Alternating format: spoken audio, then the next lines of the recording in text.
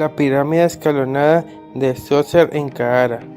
Las primeras sepulturas predinásticas iniciaron del siglo 3100 a.C. Eran unos rudimentarios fosos excavados en la arena en modo de criptas y cubiertos con losas de piedra, aunque no eran infrecuentes que los chacales excavaran y terminaran por desenterrar a los muertos. Una vez que evolucionaron, construían un edificio encima de las criptas, cerrado por paredes y ladrillos de barro prensado. Estas tumbas tenían forma de tronco de pirámides de base rectangular y guardaban bastante parecido con los bancos adosados a la fachada de las viviendas árabes en Egipto, y de ahí su nombre de mastabas, en árabe banco. Una de las revoluciones perdurables y radicales en la arquitectura egipcia fue la protagonizada por el faraón Djoser, también llamado Djoser, y su arquitecto y primer ministro Imhotep, con la construcción de la pirámide y el complejo funerario de Saqqara. Las obras se iniciaron hacia el 2750 años antes de Cristo, a los 20 años del reinado de Djoser. Las innovaciones introducidas por Imhotep fueron de dos tipos. En primer lugar, tradujo de piedra las formas constructivas de los edificios de alto y bajo en Egipto, sustituyendo el ladrillo de barro prensado, los haces de papiros y los troncos de árbol, materiales habituales hasta entonces en las construcciones reales. La piedra caliza labrada, aunque no se trataba de grandes sillares, sino de pequeñas piedras talladas usadas de manera similar a los ladrillos. En segundo lugar, inventó literalmente la pirámide. En conjunto funcionario de la tumba de la piedra de Djoser está rodeado de un muro de 10 metros de alto, configurando un recinto rectangular de 545 metros de largo en la dirección norte-sur y 277 metros de ancho en la dirección este-oeste. La pirámide escalonada se alza sobre las mastabas de la primera planta, cuyo interior se alojan las tumbas subterráneas excavadas en la mesa de la roca. Las razones que impulsarían a Djoser a llevar a cabo este cambio sin precedentes fue que la forma de la pirámide fue adoptada inmediatamente por los sucesivos faraones, quienes más tarde irían suavizando la superficie de las caras de la pirámide, rellenando los huecos de los escalones hasta darle la forma lisa familiar de todos los que conocemos.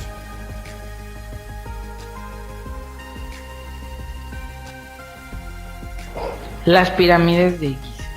Los historiadores de la antigüedad ya apreciaron el carácter especial de las pirámides de Giza. De hecho, ellos mismos consideraron que era una de las primeras lugares entre las 7 maravillas del mundo. Tal vez no, porque no existía otro monumento, otro tipo de monumento al que se había dedicado tantas especulaciones o estudios científicos y todo tipo de conjeturas.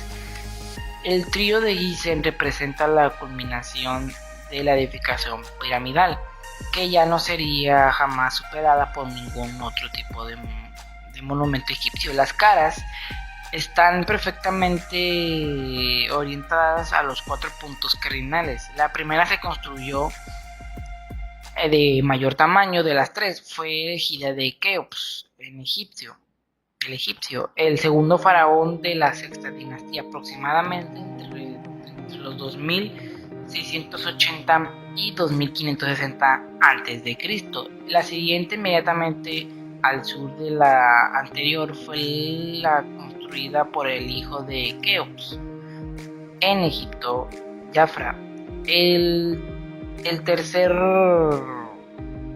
faraón de la sexta dinastía, más tarde al sur del oeste de la pirámide central, el faraón Quimeron en egipcio Menkaura, el hijo de Kefren, construyó la tercera y más pequeña de las 3 factores: su importante tamaño y la precisión con la que fueron construidas. La pirámide de Keops, la mayor de las 3, medía originalmente 440 varas egipcias, o sea, 230 metros o 750 pies de lado, y 280 varas, 146 metros o 470 pies de altura. Hoy en día, ya que quitaron una piedra calcárea que fue perfectamente labrada, esa fue arrancada para aprovechar cada espacio de los bloques como materiales de construcción en el Cairo.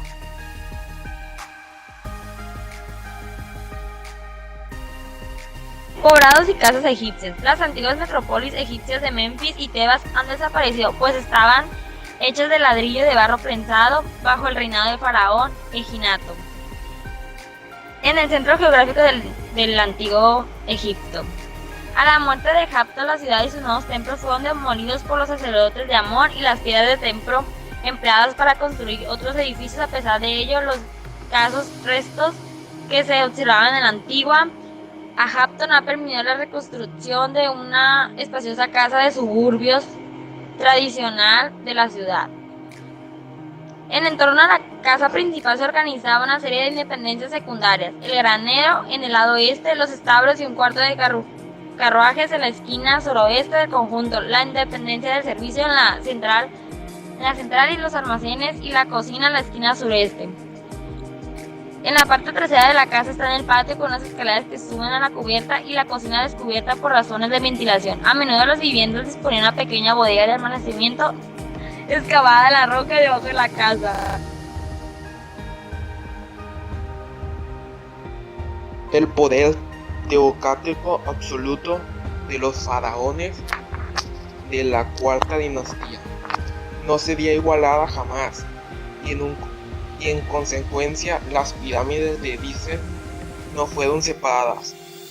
Los faraones subsiguientes hicieron pirámides más reducidas, pero las tumbas y los templos reemplazaron a las pirámides.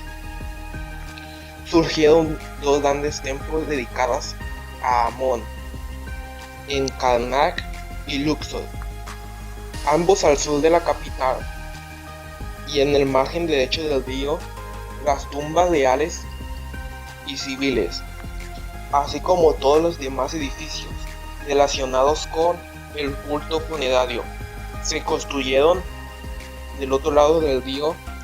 Este tipo de tumba se inspiró en el modelo de Deir el-Bahari. En esta tumba solo quedan fragmentos, pero junto a ella se encuentra la tumba de la reina Hatshepsut, quien gobernó como faraón de la 18ª dinastía, entre los años 1503 y 1482 a.C. Hatshepsut encargó a su arquitecto y administrador Senmut la construcción de un templo funerario con terrazas junto al de Mentuhotep, que debía servir también como paraíso terrenal para Amón. A lo largo del eje que arranca del templo de Amón, en Karnak, al otro lado del río, estaba el gigantesco templo del valle de Ir el-Bahari. Una larga avenida jaloneada de esfinges llevaba de la cuenca fértil a la entrada del patio, señalada con árboles a ambos lados.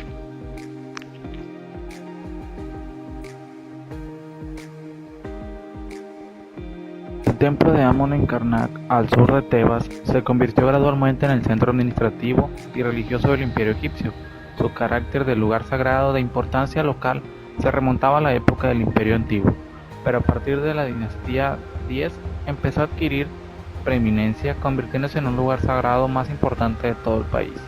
Con la nueva prosperidad tebana, basada en los botines de guerra y en el comercio de un imperio egipcio en plena expansión, los sucesivos faraones fueron ampliando los templos de Amón en Karnak y Luxor. El núcleo del santuario del gigantesco templo de Amón en Karnak, ya de por sí es de considerable tamaño, de unos 81 por 52 metros, aparentemente sobrevivió al imperio medio. Delante de él, hacia el 1520 a.C., Tutmés I añadió dos grandes pilones de entrada formando un estrecho antepatio. Más adelante, hacia 1460 a.C., Tutmosis III rodeó todo el conjunto de una muralla exterior, con la adición de cámaras adicionales en la parte posterior del santuario, arrojando el nuevo conjunto unas nuevas medidas globales de 167 por 84 metros. Hacia el 1400 a.C., Amenofis III construyó un pilono de entrada aún mayor, separado 14.5 metros de la fachada existente. Hacia el año 1320 a.C., Ramsés I añadió un nuevo pilono de entrada hacia el norte, aún más grande que los anteriores, con un espesor de unos 12.5 metros en su base. Durante el periodo comprendido entre los años 1315 y 1235, Seti I y su hijo, el prodigioso constructor Ramsés II, construyeron la gran sala hipóstila de Karnak, en el patio existente entre el último pilono y el de Amenofis III, con unas medidas globales de 97.5 por 48.75 metros. Su ámbito interior, más de nave, tiene forma de basílica, ya que la nave central es más alta que las laterales. Las construcciones prosiguieron a lo largo de un periodo de más de 1700 años, y las dimensiones finales del conjunto son de 366 por 98 metros. La orientación del eje del templo de Karnak hacia el punto en el que nace el sol en el solsticio del invierno evidencia con la claridad la conexión con el sol. Esta relación viene confirmada por las descripciones dadas a partes del templo. En efecto, cuando el conjunto del templo fue ampliado hacia el oeste, se dijo que en sus partes constituyentes representaban las horas del día. Durante casi 3000 años, los constructores egipcios no hicieron sino reafirmar continuamente los principios. Al sur de Tebas y a orillas del Nilo había dos zonas sagradas principales: el templo construido durante el Imperio Medio y dedicado a Amón en Karnak, y otro en Luxor, 1,5 kilómetros al sur del anterior. El templo de Luxor estaba dispuesto aproximadamente paralelo a la orilla del Nilo, mientras que el eje del Karnak apuntaba al este, concretamente hacia el lugar de donde sale el sol a mediados del invierno. Ambos fueron reemplazados durante el siglo XVIII de la dinastía y ampliados posteriormente varias veces. Alrededor del conjunto de Karnak se emplazaron varios templos más, incluyendo los dedicados a Montu, Mut, Tat, Noxu y de menor tamaño.